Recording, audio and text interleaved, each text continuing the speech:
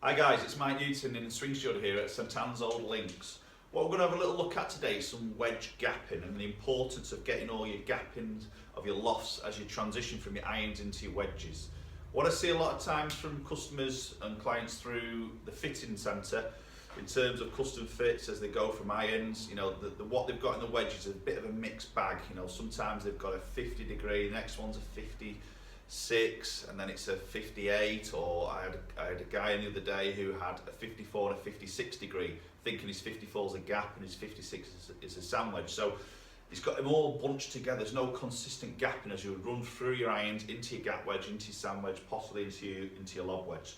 So what I'm just going to do here, just quickly hit a couple of shots. I've got the Titleist Vokey SM6 wedges here. I've got one in a 52 degree, which is sort of classed as your gap wedge, and I've got one in a 56, which is your sand wedge. So I'm just going to hit a couple of shots with each and maybe just see what sort of gapping we should sort of expect to see. Roughly speaking, we should be seeing between sort of 12 to 15 yards gap between them, which is roughly what you would see throughout your iron set. So we're just trying to transition this and blend them nicely into the wedges.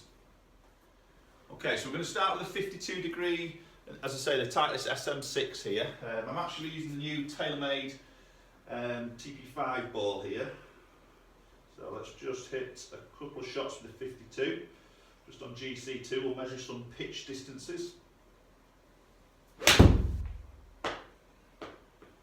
nice strike. Okay, so that carried out about 109.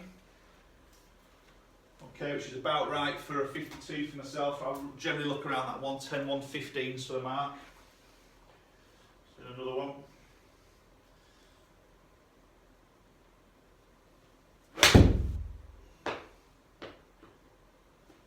Again, really good strike there. The new golf ball feels really good. Okay, so that carried out at, yeah, that's 113. Okay, I'm going to hit one more.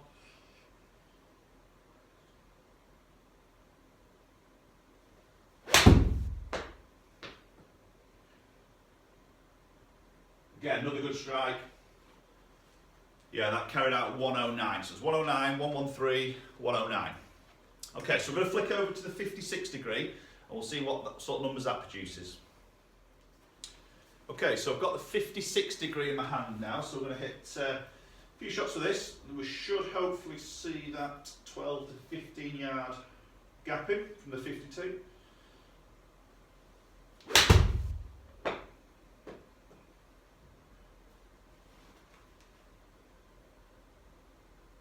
Okay, that carried at 90 yards, that one. This new tailor-made ball feels really soft off the face, it feels great. Let's just have a look.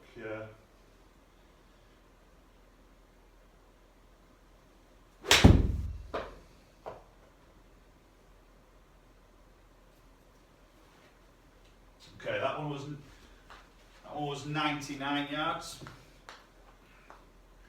Just slightly pulled that. So when you slightly pull a golf shot, it will go a little bit further. That's where there's a little bit of a difference there of distance. Let's hit one more. That was a nice strike. Yeah, that was 92. Okay, let's have a quick look at some numbers and see what sort of gapping we're looking at between those two wedges. Okay, so let's have a quick look at these two lots of numbers. So we've got the 52 degree there, we hit 3 shots, 56 we hit 3 shots.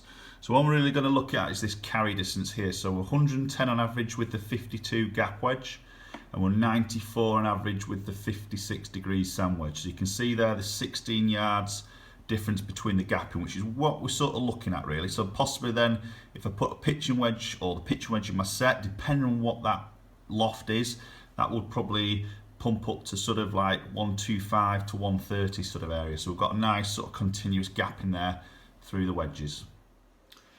Okay, so there we have it. We can see quite a nice gap in between those two wedges there. So personally, I carry 4 wedges in total in my bag. So I carry my pitching wedge that comes in my set, and then carry a 50 degree, a 54 degree, and a 58 degree. So I've got that equal loft gapping in there, but also that actually hits the right numbers in physical numbers. So sometimes what you see is with the loft numbers on the wedges look on paper absolutely perfect in terms of gapping, but what you physically hit out, you know, obviously on the launch monitor out on the golf course can be a little bit different. So this is where you need to possibly get on a launch monitor. Myself, I offer sort of gapping sessions down at the academy, so we can get on launch monitor.